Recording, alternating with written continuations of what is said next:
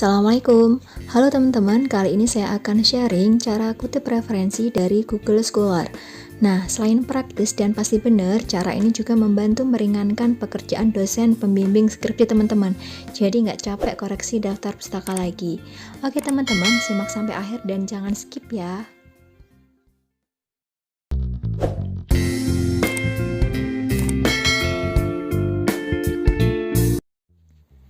Ya langsung saja teman-teman, buka browser teman-teman, kemudian ketikkan Google Scholar. Nah ini sudah saya ketikkan. Nah teman-teman langsung bisa mencoba, kemudian langsung klik saja. Nah di sini sudah ada kolom untuk memasukkan pencarian. Jadi di sini ada dua cara, teman-teman bisa menuliskan judul artikelnya atau menuliskan nama penulisnya. Jadi ada dua cara ya, kita coba dulu dengan menuliskan judul artikel yang akan digunakan teman-teman sebagai referensi dalam menulis artikel ilmiah atau skripsi. Nah kita tuliskan, misalkan teman-teman mau mencari tentang pengembangan. Nah, di sini sudah terlihat teman-teman ada banyak sekali, ada pengembangan e-learning, pengembangan kurikulum IPA. Nah, ketikkan saja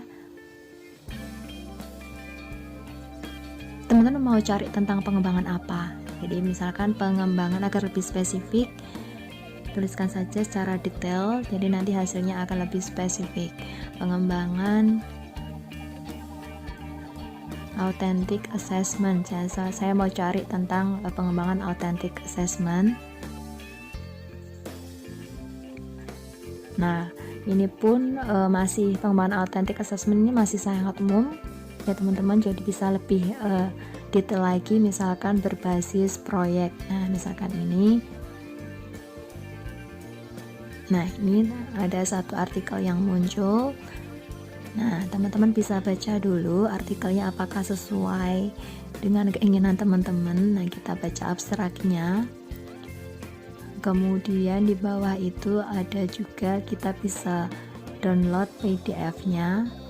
Download, nah ini baru loading.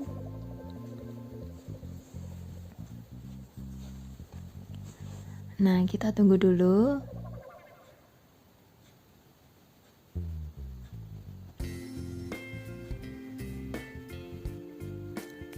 Ini sudah. Nah ini PDF-nya. Nah teman-teman bisa baca dulu kira-kira artikel ini sesuai tidak dengan yang teman-teman inginkan. Kita baca. Nah kalau sudah kita kembali lagi, nah kita lihat. Nah di sini teman-teman bisa lihat artikel ini tahun 2014. Jadi nanti kalau misalkan teman-teman mau cari artikel yang lebih baru, bisa di setting. Nah ini teman-teman, jadi biasanya 10 yang digunakan adalah 10 tahun terakhir. Kalau tadi 2014, ini 2020 masih bisa digunakan ya. Atau kalau mau cari yang lebih terbaru, tinggal diklik saja, misalkan itu artikel di tahun 2019 misalnya atau 2020. Nah ini malah lebih baru lagi. Silakan disesuaikan dengan kebutuhan teman-teman.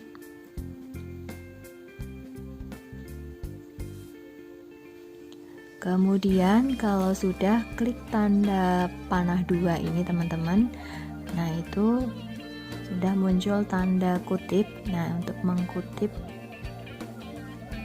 referensi nantinya klik saja. Nah di sini akan muncul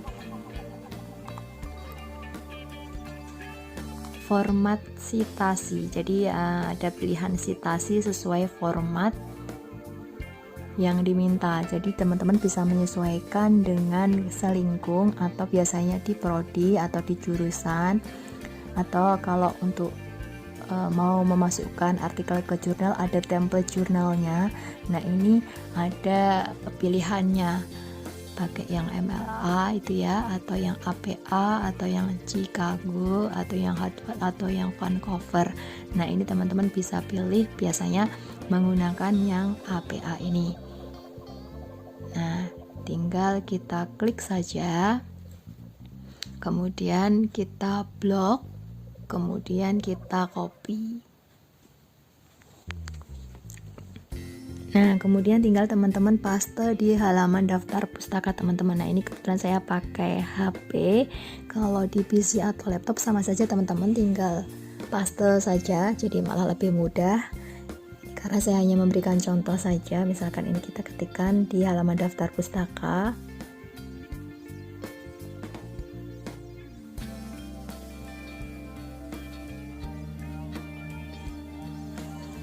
Kemudian tinggal paste saja.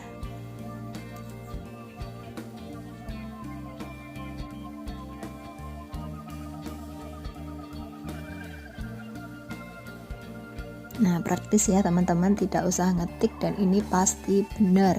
Jadi teman-teman tinggal pilih saja yang sesuai dengan selingkung tadi di masing-masing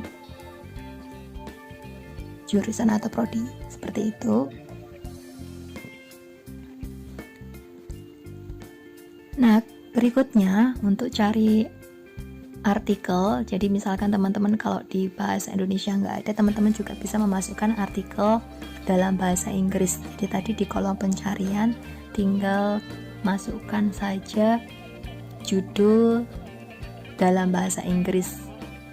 Nah, nanti maka akan keluar artikel dengan judul bahasa Inggris juga. Nah, kita kembali. Nah, ini misalkan kita mau cari lagi artikel dalam bahasa Inggris, maka kita tuliskan judulnya dalam bahasa Inggris. Misalkan kita mau cari tentang implementation. Nah, ini banyak sekali ya implementasi. Kita tuliskan lagi agar lebih spesifik, misalkan implementasi authentic assessment. Oh sorry, ini tadi sudah ya, kita cari yang lainnya, misalnya tentang implementasi, sorry kita delete. Oke, misalkan tentang implementasi STEM. Jadi disesuaikan saja teman-teman.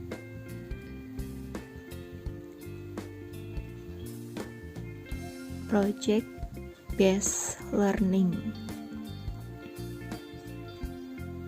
Nah, ini sudah muncul banyak sekali artikel tentang STEM project based learning. Nah, ini kalau mau lebih spesifik lagi teman-teman tinggal tambahkan saja, misalkan STEM project based learningnya ini untuk apa, seperti itu ya. Jadi misalkan untuk meningkatkan keterampilan berpikirnya atau hasil belajarnya. Nah, misalkan di sini saya akan meningkatkan keterampilan bekerja ilmiahnya, tinggal kita tuliskan saja to increase scientific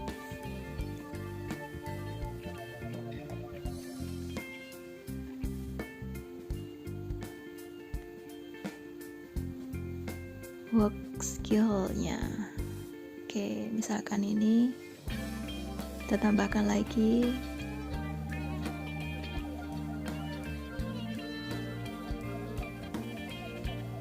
oke, udah. Nah, ini ada satu artikel.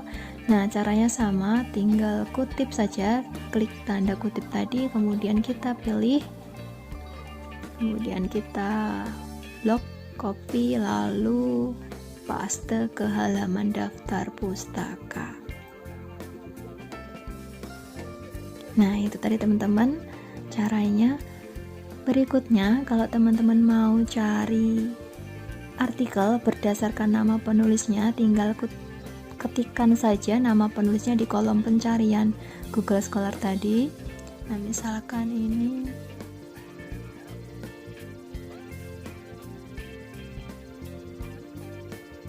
Arfilia Wijayanti, kita search dan maka di sini akan muncul artikel-artikel yang sudah ditulis oleh Arfilia Wijayanti. Nah, teman-teman tinggal pilih saja yang sesuai dengan artikel atau skripsi teman-teman yang akan saudara tulis. Nah, ini ada pengembangan portofolio misalnya. kita baca dulu abstraknya. Kemudian ada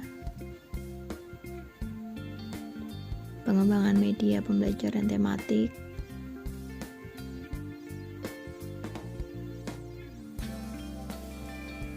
Nah, misalnya ini sama caranya seperti tadi, kita klik tanda kutip kemudian blok di format yang APA ini. Nah, kemudian tinggal copy,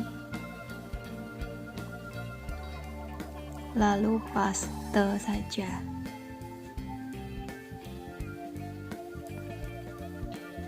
Oke, ya.